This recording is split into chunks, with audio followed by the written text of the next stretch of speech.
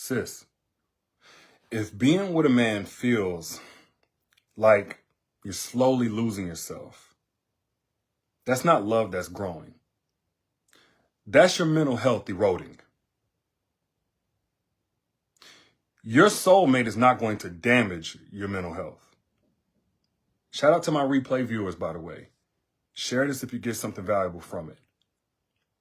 But your soulmate is not going to damage your mental health. Your soulmate is not going to dysregulate your central nervous system on a regular basis. Let me put this matter of fact, because I thought of this after seeing an email come through. This was actually one of my clients about 4.5, 5 years ago. Funny enough, she's a therapist. I don't know if she's still practicing now, but she was a therapist about 4 or 5 years ago. Lady, let's just, for anonymity, let's call her Lauren. Lauren booked a session with me. Now, again, she's a therapist. I looked into her work. Her acumen is off the charts. Her emotional intelligence is crazy. This woman knows what she's talking about when it comes to relationships. But in her own relationship, I think she was in one for about 2 years. She had found herself outside of her office sitting in her car on what she later realized was her third panic attack. Because the guy that she was with, he was super manipulative. He would always say things like, well, if you love me, you would do this. If you love me, you would do that. And the irony wasn't lost on her because she knew, like, okay, I'm out here teaching boundaries, but then apologizing for having them. I'm teaching people how to work through all of these stresses and triggers and traumas, and then I'm getting triggered just seeing the incoming text. So fortunately, she had a physical coming up, her annual little checkup or whatever, but she was going to try to use that to get a hold of some type of medications to help her just stabilize, some type of something. And I'm not against that, by the way. I don't want to have any stigma against, getting the help that you need, whatever way that it comes. But it was really interesting what happened, and it ended up being her turning point. She went to her doctor, again, supposed to be just for a checkup, but she was going to ask for a little help, with what was going on. She's just describing her normal relationship stress, or what she thought was normal relationship stress. Whole time, the doctor is noticing her blood pressure is up, her hands are shaking, she's clamped, she's just not herself. And instead of prescribing her medication, her doctor asked her a question. He said, at what point did you start believing you deserve to feel this way? Like it wasn't a matter of medication that she needed. It was like there's a clear cause for what's going on with you. And even a man that gets paid by you getting a prescription, by you buying drugs and getting on drugs, even a man that makes his living like that somewhat can even see that the problem is a lot deeper. So let me say this. Joyce, we book a private virtual session. Typically, I only do those for my mentees. If you watch my masterclass at the end, I usually open the doors depending on how many slots I have open for my mentees. But let me say this. For anybody in a relationship and you think you might be with a person who's damaging your mental health, peace is not the absence of chaos. It's the presence of mental safety. Like, I want to make something clear to you so you can know exactly what you need to do. Because one of the hardest positions to be in is not knowing whether or not you need to stay or whether or not you need to leave. Healthy love creates emotional stability. It doesn't disrupt it. It doesn't constantly send it and make it a foregone conclusion, a distant memory, what it felt like to be at peace. To just get up every day and smile and not have a new battle to fight every single day. Yes, everybody goes through stuff. Everybody got something going on, blah, blah, blah. But when you're in the right relationship, your thoughts are generally going to remain calm and centered. Not constantly thinking of new negative scenarios, trying to get ready to, for the next situation that's going to blindside you. And maybe if you can think of it in advance, you won't get so blindsided. Like, no. If that's the situation you're in, that's not the relationship you're supposed to be in. You're not going to be constantly second guessing your reality if you're in the right relationship. We always like to talk about, well, ain't nobody perfect. Some things are just not worth it. And when something costs you your peace, the price is too steep. Also, when you're right with the right man, your anxiety won't be his source of power. I don't know if y'all ever been in a relationship like that. where a man was leveraging your anxiety as a way to feel power, as a power move, to feel in control. The man for you, like your mental wellness is going to improve in his presence. Not all of a sudden feel like it's in danger. Your triggers with the right man, your triggers are going to heal. They're going to decrease, not multiply. Yes, people have things they come in a relationship with. People have stuff that they fighting and dealing with and healing, et cetera, et cetera. But if your path to healing starts to go into reverse, you're with the wrong person. When you're with the man that's truly for you, you're going to feel calmer in his presence. You're going to feel better after interactions with him. You're not going to feel more drained. Am I making sense to anybody? Hey, look, I am for conflict resolution. I'm for all of that. But I'm also for put your mask on before you try to put somebody else's on. You seeing that he dealing with this, he dealing with that. I'm not perfect. But you're not perfect, but he's making things worse for you. Like,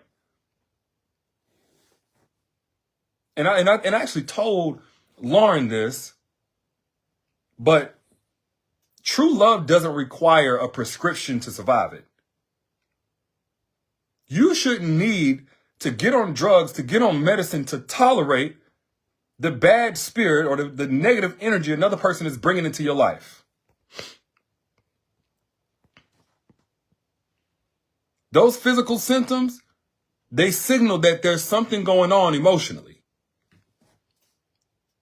Because your health is supposed to improve with a healthy love.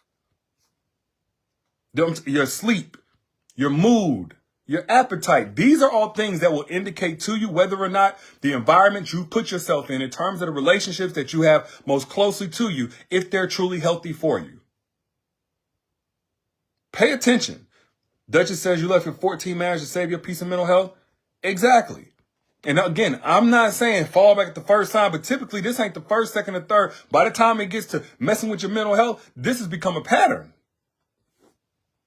At some point, you got to stop asking God for a blessing when he's blessed you with the discomfort to leave and you're ignoring it.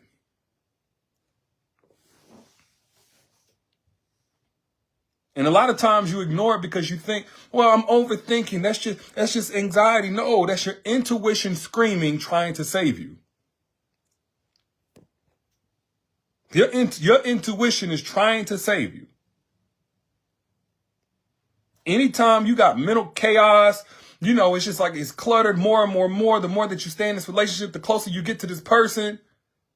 That's indicating relationship toxicity. Just like whenever they test the pH or the chemicals in a pool or something like that, that's letting you know there's a lot of chemicals here in this relationship.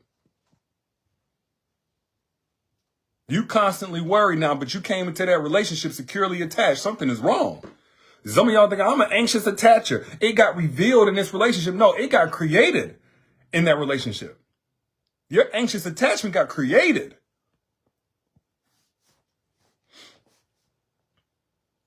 And I remember her telling me like, well, in my last relationship, and this is a trap I know a lot of people get caught in. You get to something that's so bad after that, even another toxic relationship feels, like it's better because it's just different. No, healing doesn't mean you hurt in a different way. She used to say, well, the last boyfriend, he beat on me, but this one right here is leaving scars on you that the eyes can't see. He's leaving those invisible wounds on you, which honestly, I would even argue are worse. At least with the visible wounds, people know and they can console you. They can come and support you. They can, hey, let's put this. It's a very direct, clear-cut way to deal with that. But when a man leaves those invisible wounds, people can think you're just fine while you isolated and fighting those invisible battles every day. But when you're in a relationship that's growing you, because that's what a real relationship does, it causes growth, not contraction. Your progress is going to bring peace, not stir up his insecurities,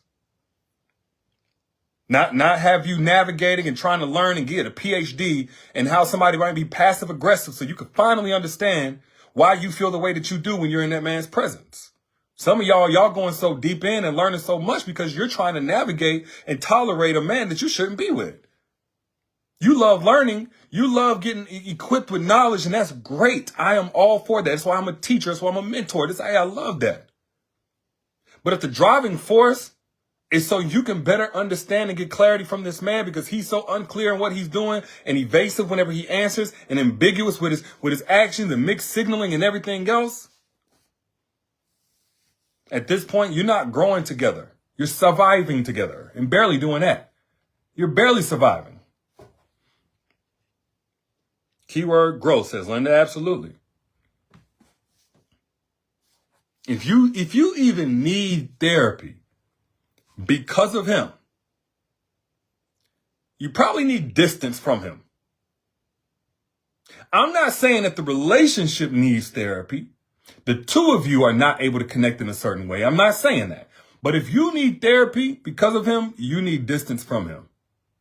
At least until he gets his own therapy and a professional vouches for it being safe to go back in close proximity with that man. Professional help is primarily supposed to enhance your well-being, the relationship, not always used to repair. We'll just go to therapy. We'll just go. At some point, it's almost like the plan B. It's like plan B, yes, every now and then something happened. It didn't was supposed to happen, but that's not supposed to be a contraception. Y'all know that. It says that on the package. Same thing.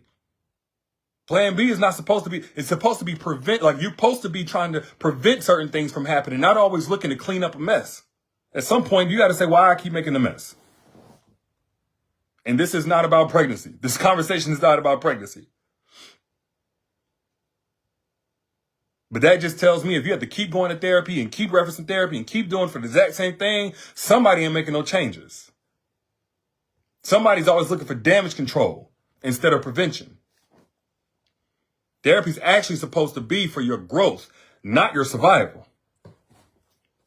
And there are different reasons why a man will do these things. Honestly, I believe that everybody loves from who and what they have going on inside. So whatever it is that he's giving you is just a projection of what's going on inside. A lot of men are not doing the work. They're just getting women who are not discerning if they've done the work and projecting all of that undone work onto them. In the way that they talk, in the way that they treat, in the way that they move. Then you have some men, they like to control through chaos, keeping you off kilter, keeping you questioning your reality. Gives them control as the one with all the answers. Since they're the ones that made it chaotic, maybe they have the power to remove the chaos if they finally just stop doing all the things that they're doing. This is the same as those that want power through destabilization. If they can get the relationship off kilter, put the relationship on the rocks, now you being willing to do whatever it takes to make a relationship work are relying on them to meet you halfway. Another power move. And then you have some that just like to create dominance through doubt. Keeping a doubt in your mind. Those guys that always say, you must not like me, I must need to leave. Or they always throwing out the divorce word. If you married, they always got that on the tip of their tongue. Threatening to leave. Maybe they start making you feel like you're competing with other women. Dominance through doubt. Putting doubt in your mind on purpose. So it constantly has you chasing that carrot. So be very mindful. I'm wanting to warn you guys so you can be clear. You can have the competence when it comes to this before your emotions get in there and erode your intelligence, because it does that. Love makes fools out of even the most intelligent people. Don't feel ashamed because you made dumb decisions when you was in love with somebody. But it's even better if you can notice the red flags before your heart gets all the way invested. The first red flag that you might end up with a man who damages your mental health thinking that he's your soulmate is whenever you constantly realize you have increased anxiety after your interaction with him. I'm not talking about a month or two of a tight spot. Y'all just going through, the money ain't right. Sex ain't happening. All these things are just off right now. No, but we talking about throughout the course of the relationship. 80% of it is increased anxiety after each interaction with him. That's a red flag. Or if your sleep disturbances increasing. You ain't slept the same in the last 6 months? Or you coming up with new coping mechanisms just to make it through the day and then get home and can't sleep? You picking up drinking. You spending more time on social media. Some of y'all, if you ain't ever been through this, you having a hard time connecting with why this is so important. You having physical symptoms of that emotional distress. Nothing else is going on in your life by itself independent of this. This is the reason why. That's a red flag. And when you start questioning your own perception, when you lose trust in your own perception, your own evaluation of things, when your friends ask you advice on their relationship and you don't even want to give it because you feel like you're not as valid with where you're at in the relationship, you don't even want to take your own advice. You need somebody else to tell you what to do because you don't feel you're in the wrong relationship. You're in a wrong relationship.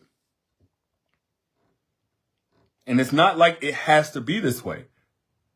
Understanding how to attract mentally healthy men, that's first going to require that you understand yourself, of course. That's why I did the masterclass, Secrets to Attracting Alpha Males Only, because there's a lot of things that start internally as a woman that y'all weren't taught. Y'all were taught how to be great women. But in terms of those who have the goal of a relationship, of a family, of a family unit, y'all weren't always taught how to only attract those who are equally yoked with you. That's why I did the free masterclass, Secrets to Attracting Alpha Males Only, where we talk about how to identify those men who have prioritized their own mental wellness so they can protect yours. Then how to position yourself for men who can keep you emotionally safe. They don't come in and disrupt your safety. They come in and help keep you emotionally safe. And the exact strategies, the places that you'll find them, the conversations that you need to have in order to attract men who have already done the inner work. These are the type of men. An alpha male is a man who will enhance your mental health, not damage it. And if you've already been with a man so toxic, damage your mental health, etc., true recovery starts with recognizing what healthy love looks like. Otherwise, you're going to think that's all that's out here. There ain't no good men out here. I just got to settle. Yes, the link is down here in the comments. I pinned it right here. Secrets to Attracting Alpha Males Only. But the reason why I did that masterclass is because I wanted to show you guys how to identify and attract those men who understand that protecting your mental health is a non-negotiable. That, you know, your mental health is not a price you pay for love. It's the foundation that you build it on. A man who truly loves you, he's going to protect your peace. He's not going to disturb it. You don't have to set yourself on fire to keep nobody else warm. That's an old saying. I'm from Alabama. That's an old saying the grown folks used to say coming up. You don't have to set yourself on fire to keep nobody else warm. The relationship that you're in should feel like you're coming home to yourself, not like you're losing yourself. Your mental wellness is important, sisters. It's your power. Protect it fiercely. And don't accept anybody less than a true alpha male who will help you guard it. Anything less is a disrespect to yourself.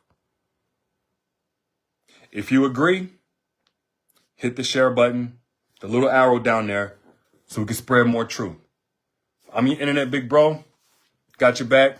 I don't ask for your money. Keep your money. Again, all I ask is that if you got something of value from what I just said, pay it forward by hitting the share button or at least a like so I can know that you got something of value from it. And if you want more free content like this, but a much deeper dive, I did that in the masterclass, Secrets to Attracting Alpha Males Only. So you can deter everybody else who comes to waste your time and damage your mental health. If you want access to that free class, the link is right here. Shout out to you, Deanne Walker. Thank you for sharing. The link is right here. Secrets to Attracting Alpha Males Only is pinned down in the comments. Click that. Register. It's going to immediately give you a link where you can go deeper into that topic of how to attract alpha males only, and it's free. All right. Also,